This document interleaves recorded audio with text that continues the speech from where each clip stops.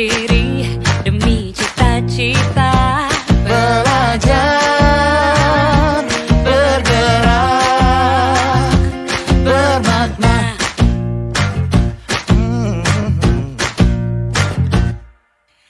Aku bisa belajar dari ilmumu. Oh, kamu bisa belajar dari yang ku tahu. Belajar, bergerak, bermakna. Yeah. Semua murid, semua guru, semua murid, semua guru, semua murid, semua guru, semua murid, semua guru, semua murid, semua guru. Assalamualaikum warahmatullahi wabarakatuh, Pak Ratman. Waalaikumsalam warahmatullahi wabarakatuh. Bu Lina, selamat pagi ya. Oke, selamat pagi Pak. Bagaimana Pak kabarnya hari ini? Alhamdulillah, kabar sehat, baik. Demikian juga Bu Lina, semoga menemui hal yang sama. Oke, terima kasih Pak. Sebelumnya saya mohon maaf mengganggu waktu jenengan sebentar Pak. Ya. Saya dari pendidikan guru penggerak angkatan 10 mendapatkan tugas untuk mewawancarai Bapak sebagai kepala sekolah di unit kerja saya tentang pengambilan keputusan berbasis nilai-nilai kebajikan, Pak. Oh ya, saya akan berusaha membantu Bu Lina dalam kegiatan ini, dan semoga apa yang saya sampaikan, apa yang diperlukan Bu Lina, jawaban dari saya atau hal yang saya sampaikan nanti sesuai dengan yang panjenengan harapkan. Ngoten Bu Lina nggih. Monggo. Oke Pak, terima kasih. Mungkin untuk pembukaan Bapak bisa memperkenalkan diri terlebih dahulu Pak. Oh ya. Assalamualaikum warahmatullahi wabarakatuh.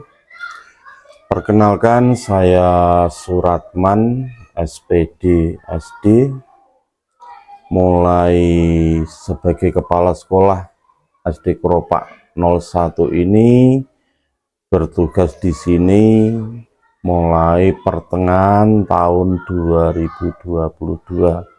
Tuh, ya. Oke, terima kasih Pak. Baik, bisa dimulai sekarang ya Pak. Ya, bisa. Selama ini bagaimana panjenengan dapat mengidentifikasi kasus-kasus yang merupakan dilema etika atau bujukan moral, Pak? Yang saya tahu ya, kalau yang namanya dilema etika itu intinya adalah kita harus mengambil keputusan yang permasalahan itu benar melawan benar, itu ya. Kalau yang bujukan moral ini yang agak tidak begitu repot, karena ini adalah benar melawan salah begitu. Iya, Pak. Terima kasih.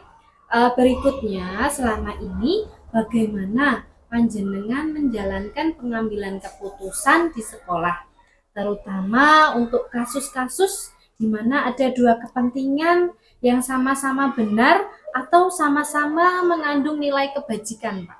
Nah, ini yang memang memerlukan penanganan khusus ya untuk kasus dilema etika ini, karena sesuatu yang benar ini kita harus bagi mereka yang mengalami kasus dan juga benar untuk yang lain.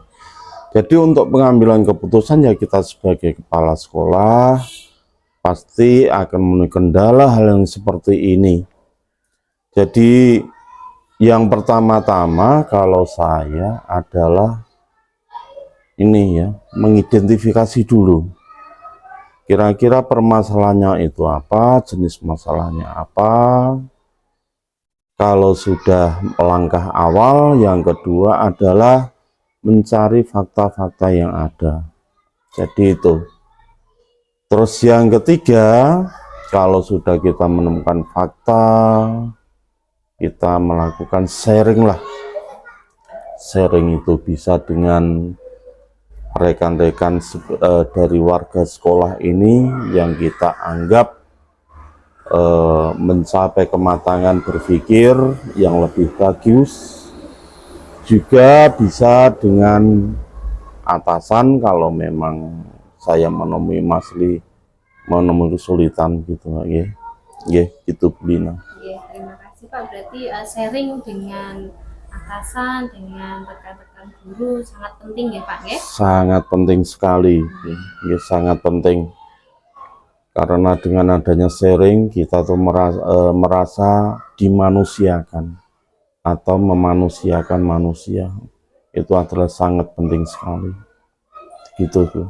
Terima kasih Pak.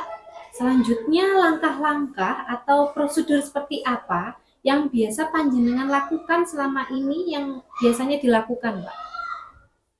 Dalam mengambil keputusan dilema etika ya. Nah, dalam melakukan keputusan dilema etika ini memang tadi dari awal saya katakan suatu hal yang tidak mudah. Yang penting bagi kita sebagai seorang atasan atau yang dituakan itu jangan sekali-kali langsung memvonis memvonis kepada orang yang mengalami permasalahan tersebut. Nah, jadi kita harus melakukan pendekatan, kita harus melakukan koordinasi dengan melakukan pendekatan dan sebagainya. Intinya nanti akan menemui keterbukaan satu dengan yang lain dan kejujuran. Lah, kalau sudah kita saling ada pengertian, jadi di situ dalam mengambil keputusan nanti kita menghindari tidak ada pihak-pihak yang merasa kita rugikan. Jadi kita bisa saling menghargai, menghormati itu tadi. Terima kasih Pak. Lalu selanjutnya hal-hal apa saja yang selama ini dianggap efektif dalam pengambilan keputusan pada kasus-kasus dilema etika?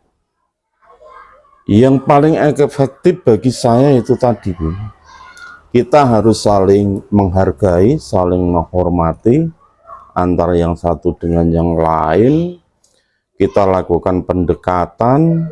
Nah, di situ kita akan menemui titik temu, yaitu suatu kejujuran antara satu dengan yang lain, sehingga kita bisa menemukan atau memilih ya jenis kasus apa yang mereka punyai, sehingga kita bisa menghasilkan keputusan yang tepat, kita bisa menghindari rasa tersakiti dan sebagainya.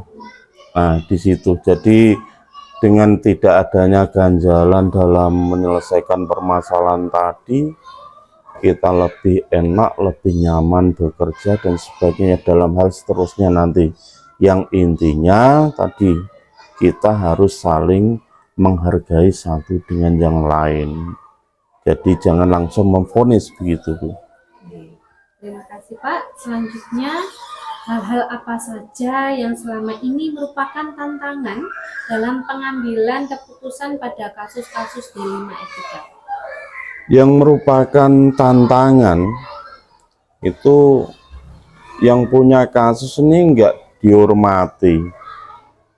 Ini kadang-kadang malah akan menemui kesulitan dalam penyelesaian dan bisa berakibat juga mereka yang punya kasus ini, karena orang yang punya kasus ini biasanya dilema etika. Ini kan kita mempertahankan ego ya. Jadi benar bagi dia prinsipnya saya melakukan seperti ini benar, ini benar, ini benar. Tapi yang ini ya kita menemukan titik temu yang artinya nanti kita harus saling hormati. Terus sehingga nanti akan bisa ketemu titik temunya permasalahan. Intinya adalah kejujuran dari yang bermasalah. Untuk mendapatkan kejujuran itu caranya adalah dengan menghormati tadi. Jadi dengan adanya menghormati, kita merasa sebagai orang yang dimanusiakan atau memanusiakan manusia tadi, Bu. Jadi tidak ada kendala nanti, sehingga kita bisa saling keterbukaan tadi. Begitu, Bu. Oke, Pak. Selanjutnya, apakah Pak Ratman memiliki sebuah jadwal tertentu dalam sebuah penyelesaian kasus dilema etika? Apakah Pak Ratman itu langsung menyelesaikan di tempat atau memiliki sebuah jadwal untuk menyelesaikan bentuk atau prosedur seperti apa, Pak, yang sudah dijalankan selama ini? Oh, yang kami jalankan begini, Bu. Jadi kasus tadi yang merupakan yang kita bahas itu adalah kasus dilema etika dan bujukan moral, gitu ya. Jadi ada dua jenis kasus itu. Kalau yang namanya kasus dilema etika, tadi dari awal memang kita perlu penanganan secara khusus. Beda dengan kasus bujukan moral. Kalau bujukan moral, itu memang yang benar melawan salah. Kalau benar melawan benar ini repot. Jadi ini tidak bisa disamakan dengan kita mengadakan supervisi akademik, itu tidak bisa.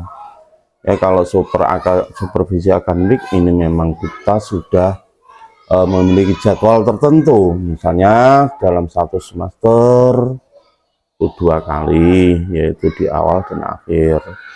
Tetapi dalam permasalahan penyelesaian kasus tidak bisa begitu, Bu.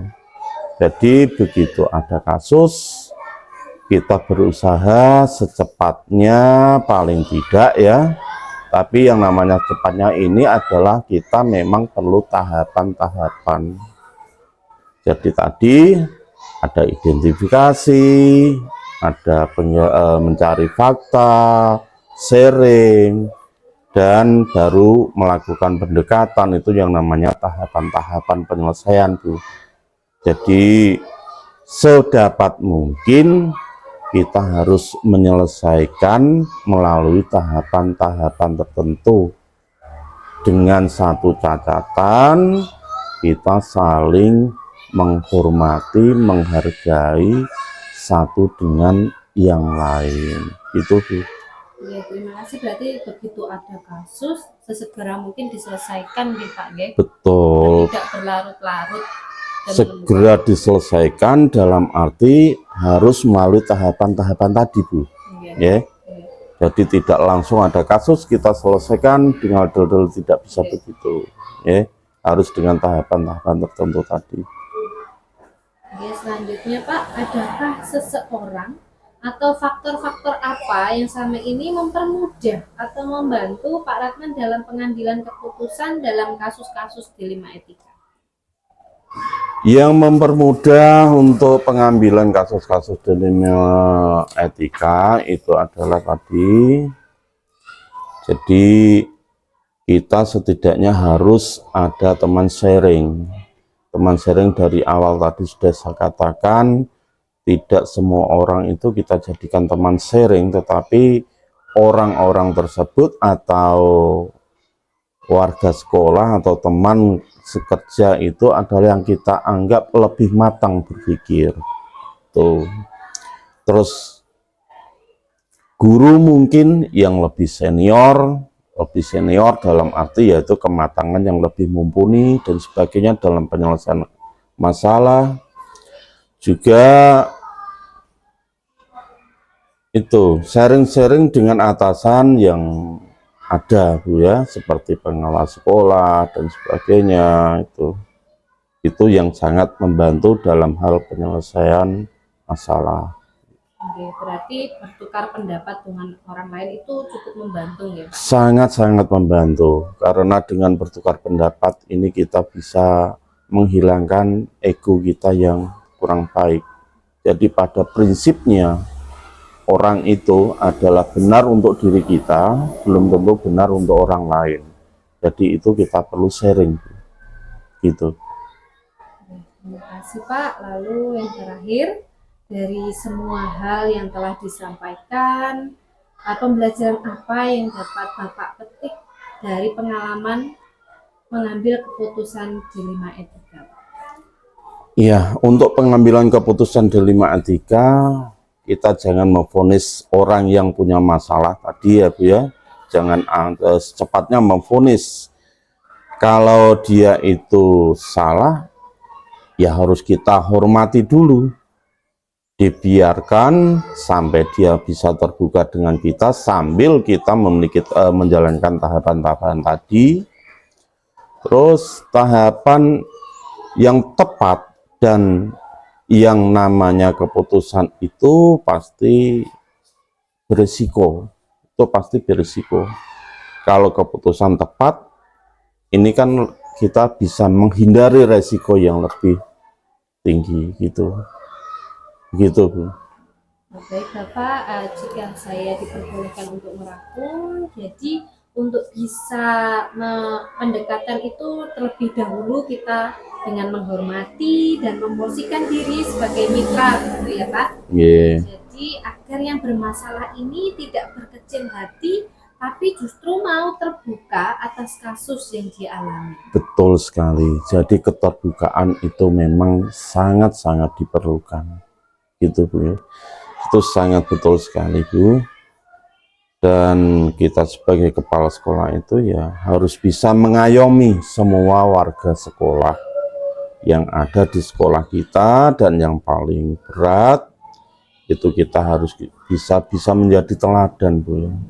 Teladan itu beda dengan contoh ya Bu. Beda. Kalau contoh itu sifatnya itu hanya sementara. Kalau teladan inilah yang perlu kita tanamkan pada diri kita sebagai seorang pimpinan, dan semua akan bisa berjalan dengan baik kalau kita punya mengakomodasi dengan teman-teman kita, rekan sekerja kita, atau semua warga sekolah atau pihak-pihak yang berkepentingan di tempat satuan pendidikan kita. Gitu Bu. Baik Pak Rahman, terima kasih Pak atas waktunya, sharingnya. Semoga ilmu yang dibagikan kepada saya nantinya bisa bermanfaat untuk kemajuan saya ke depan Pak. Oh iya ya Bu Lina, sebagai calon guru penggerak, saya doakan semoga kedepannya lebih sukses, dan saya mohon ajaklah rekan-rekan yang ada di sini, rekan-rekan teman guru maksud saya, ini yang belum bergerak, jadi agar bisa menjadi guru penggerak seperti panjenengan dan tetap semangat. Terima kasih. Ya, terima kasih Pak. Assalamualaikum warahmatullahi wabarakatuh. Waalaikumsalam warahmatullahi wabarakatuh.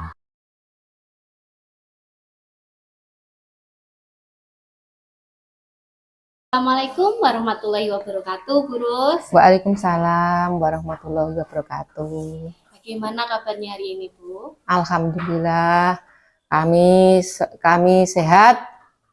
Semua keluarga kami, guru-guru kami dari SD dan yang 01 semuanya alhamdulillah sehat. Alhamdulillah. Semoga kita semua selalu dalam lindungan Allah Subhanahu wa taala. Amin.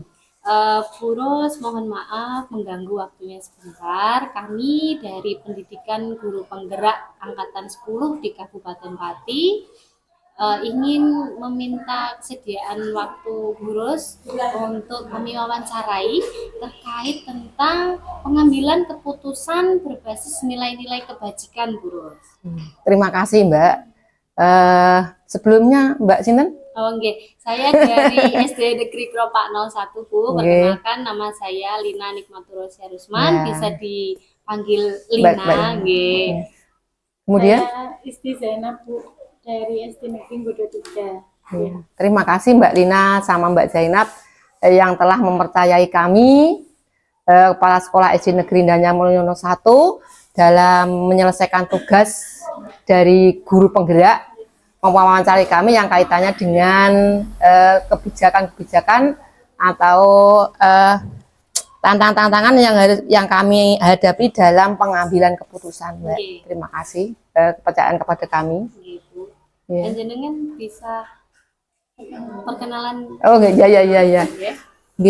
Perkenalkan Mbak, kami nama Rosmiati SPD SD Kepala Sekolah SD Negeri Danyang Mulyo 01. Alhamdulillah SD Danyang Mulyo 01 termasuk sekolah penggerak angkatan 3.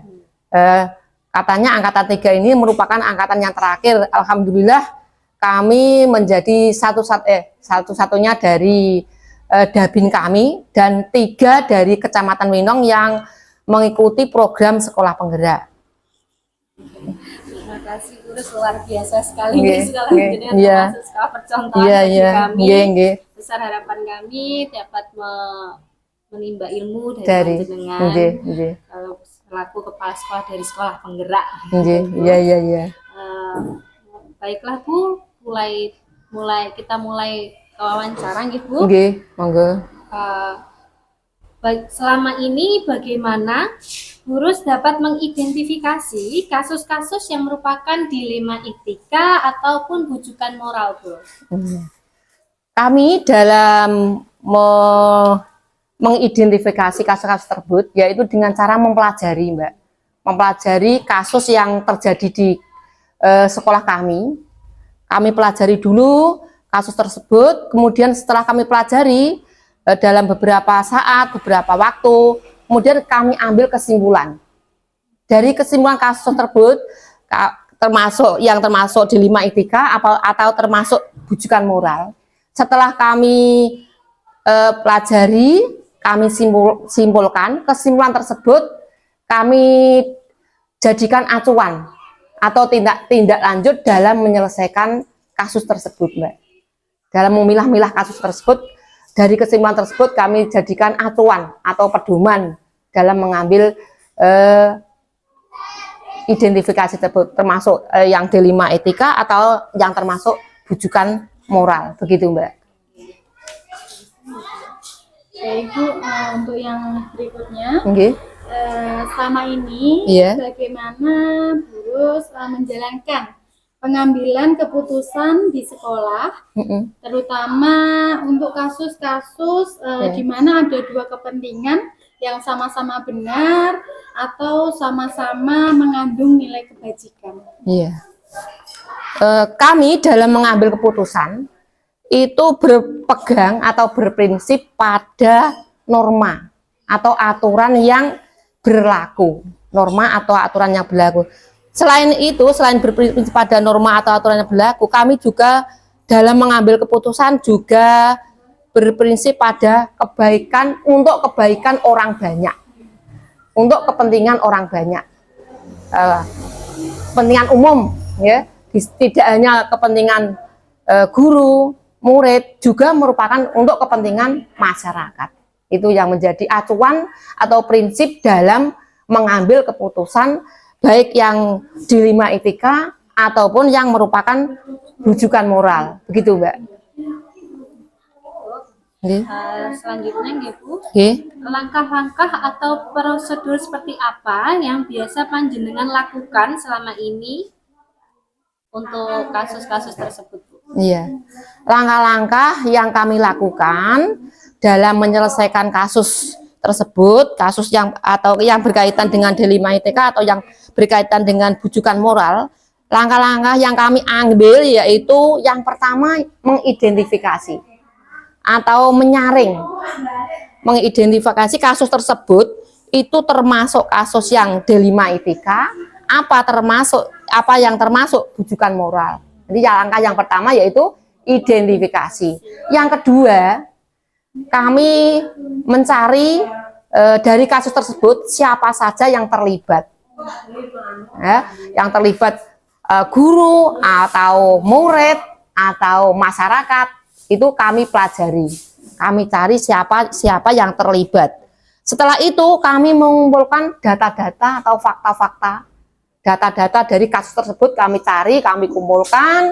Setelah itu baru kami cari cara penyelesaian kasus tersebut. Jadi yang pertama yaitu tadi mengidentifikasi atau menyaring termasuk yang etika atau yang termasuk bujukan. Yang kedua, siapa saja yang terlibat. Yang ketiga yaitu mengumpulkan data atau fakta dari kasus tersebut. Kemudian baru melangkah berikutnya, mengambil kesimpulan atau menyelesaikan masalah, baru itu yang terakhir. Ya, begitu, Mbak. Ya, baik ya Bu. Berarti Ya. ada 4 langkah ya tadi Nggih. Burus dalam melakukan apa? Pengambilan keputusan. Nggih. Lalu hal-hal apa saja yang selama ini Burus anggap efektif Iya. dalam pengambilan keputusan pada kasus-kasus dilema etika, Bu? Dalam pengambilan keputusan, hal-hal yang efektif yang pertama harus berorientasi pada aturan yang benar. Ya, yang pertama harus berorientasi pada aturan yang benar. Yang kedua, mengutamakan rasa peduli. Peduli terhadap kasus tersebut, ya, mengutamakan rasa peduli. Yang ketiga, berbasis pada hasil aksi. Hasilnya aksi nyatanya, aksinya hasilnya apa nanti, kita harus menjadi orientasi dari pengambilan keputusan tersebut. Paham? Nggih. Ada 3 berarti. Nggih, ada 3. Yang pertama pada aturan yang benar, yang kedua kepedulian, yang terakhir hasil berbasis pada hasil akhir. Itu. Baik Bu, selanjutnya hal-hal apa saja yang selama ini merupakan tantangan dalam pengambilan keputusan pada kasus-kasus dilema etika? Yang menjadi tantangan yang utama itu Mbak, globalisasi. Globalisasi dan perkembangan teknologi. Itu yang menjadi tantangan utama. Karena apa? Ada zaman dulu, zaman saya masih sekolah, kenakalan anak-anak, kenakalan itu masyarakat sudah paham, sudah memaklumi. Kalau kita mengambil misalnya tindakan begini itu sudah memaklumi untuk orang tuanya. Karena waktu di sekolah itu menjadi, ini kayak kaitannya dengan anak ya siswa ya. Karena dia menyadari kalau peristiwa di sekolah itu merupakan tanggung jawab dari guru. Mereka menyadari arep diapakno, orang tua itu memaklumi. Ya, pokoknya itu orang tua pasrah kepada guru dan kepala sekolah, ini tidak ikut campur. Nah, itu waktu dulu. Tapi kalau sekarang tidak, Mbak. Sering orang tua itu tidak terima kalau anaknya itu mendapat perlakuan yang dia anggap dia tidak suka. Banyak yang dia tidak terima. Itu yang pertama. Yang kedua, pola pikir mereka juga berbeda. Masyarakat sekarang dengan masyarakat dulu itu berbeda pola pikirnya. Kemudian yang berikutnya yaitu adanya pemberitaan hoax.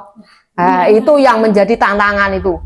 Berita-berita hoax yang ada di YouTube, itu menjadi pemicu masyarakat untuk itu tidak terima anaknya begini-begini, padahal itu belum tentu kebenarannya. Seperti kemarin itu waktu ada kecelakaan Dharma Wisata itu loh. Nah, itu kan banyak simpang siur berita hoax yang tidak tentu benarnya. Nah, itu menjadi pemicu. Nah, itu yang menjadi tantangan kami dalam menyelesaikan kasus-kasus yang ada di sekolah kami. Itu tantangan kami. Yang pertama globalisasi, yang kedua adanya banyaknya berita hoax itu. Itu, Mbak. Baik, Bu. Selanjutnya, apakah Burus memiliki sebuah jadwal tertentu dalam sebuah penyelesaian kasus dilema etika, atau apakah Burus itu langsung menyelesaikan saat itu juga di waktu itu, atau memiliki sebuah jadwal untuk menyelesaikannya, bentuk atau prosedurnya itu seperti apa yang panjenengan jalankan selama ini, Bu? Begini, Mbak, dalam kami biasanya kasus itu sebetulnya ya tidak kami inginkan, Mbak, tapi sering kali terjadi. Dalam menyelesaikan kasus yang ada hubungannya dengan siswa, itu yang sering kami alami, itu bisanya langsung saya selesaikan. Setelah saya selesaikan hari itu juga kok tidak terselesaikan, itu saya tunda untuk besoknya. Tapi saya berprinsip makin cepat makin bagus, tidak tertunda-tunda. Itu prinsip saya. Itu kasus yang ada kaitannya dengan murid, dengan guru, dengan masyarakat juga begitu, Mbak. Biasanya langsung saya selesaikan, tapi kalau butuh saya misalnya yang ada kaitannya dengan masyarakat ya, saya butuh kolaborasi dengan rekan guru yang senior, biasanya itu saya tunda untuk lain kali. Tapi saya itu berprinsip makin cepat menyelesaikan makin bagus. Prinsip saya begitu. Tidak suka menunda-nunda. Malah jadi beban pikiran saya kalau saya tunda-tunda. Itu tidak ada jadwal khusus karena saya itu kalau saya tidak ada kasus malah alhamdulillah itu. Makanya tidak terjadwal. Baik Bu, Ya. dan selanjutnya, Nggih. adakah seseorang atau faktor-faktor apa yang selama ini mempermudah atau membantu guru dalam pengambilan keputusan dalam kasus-kasus dilema etika? Ya ada ya Mbak yang membantu. Yang pertama itu guru senior, rekan-rekan guru nggih. Rekan-rekan guru dari SD Danyamulyo 1. Yang kedua komite juga saya libatkan. Kalau kaitannya dengan masyarakat itu saya melibatkan komite Mbak. Itu saya wawancara dengan, saya berdiskusi, tidak berdiskusi dengan komite gimana baiknya kalau ada kasus begini, itu begitu Mbak. Kalau masih ada kendala, kemudian kok belum terselesaikan, saya minta tokoh masyarakat yang sudah berpengalaman. Biasanya kalau di SD Danyamulyo ini yang sering saya mintai konsultasi itu Pak Juri itu, kan dia senior, itu berpengalaman, mulai guru, kepala sekolah, pengawas, lah itu makanya guru senior itu yang pertama, kemudian komite, kemudian yang ketiga saya berkonsultasi, berkolaborasi dengan tokoh masyarakat. Itu yang saya mintai. Saya mintai untuk berkolaborasi dalam menyelesaikan masalah tersebut. Biasanya begitu Mbak. Oke, baik guru, tentunya kolaborasi itu penting. Penting ya, berkolaborasi demi untuk peningkatan SD kami. Itu penting untuk berkolaborasi dengan rekan sejawat, dengan komite, dengan tokoh. Itu sering saya lakukan. Baik kaitannya dengan mutu, kaitannya dengan fisik. Karena kami mempunyai murid-murid sedikit, kalau tidak sering berkolaborasi, itu dari mana kami bisa meningkatkan pendidikan di sekolah kami. Baik guru, ini yang terakhir nih. Alhamdulillah. Dari semua hal yang telah disampaikan guru tadi, pembelajaran apa yang dapat dipetik dari pengalaman panjenengan dalam mengambil keputusan dilema etika, Bu? Yang saya petik dalam pengambilan keputusan yang berkaitan dengan dilema etika itu yang pertama, ini hanya satu Mbak, ini menjadi pedoman kami Mbak. Keputusan yang tepat dan bijak akan sangat berpengaruh dalam perubahan pendidikan di sekolah kami. Jadi keputusan yang bijak, yang tepat akan sangat berpengaruh pada peningkatan pendidikan di sekolah kami. Itu yang menjadi moto dari sekolah kami, dari kami sendiri itu, terutama kepala sekolah SD Negeri Danyamulyo 1. Itu Mbak. Luar biasa. Terima kasih. Terima kasih. Jawaban-jawaban dari guru semoga senantiasa menambahkan kami yang menambahkan ilmu yang kami yang masih dalam proses belajar ini. Semoga dari wawancara hari ini bisa meningkatkan Mbak Lina sama Mbak Isti dalam peningkatan, terutama peningkatan dari kualitas penjenengan, peningkatan pembelajaran, peningkatan dalam berorganisasi, terutama itu, yang gigih dalam mengikuti program pemerintah yaitu guru penggerak. Terima kasih atas doa dan harapan dari Bu Ros.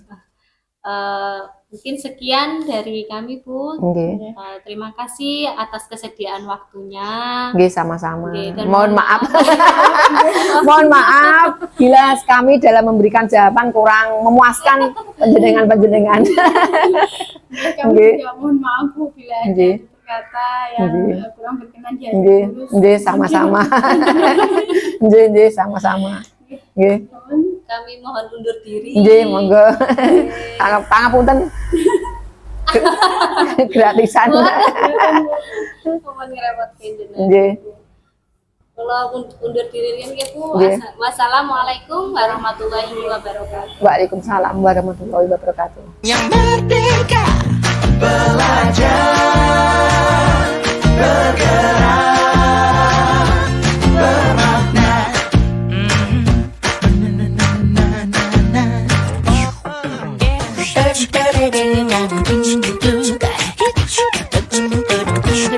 Semua murid, semua guru, semua murid, semua guru, semua murid, semua guru, semua murid, semua guru, semua murid, semua guru.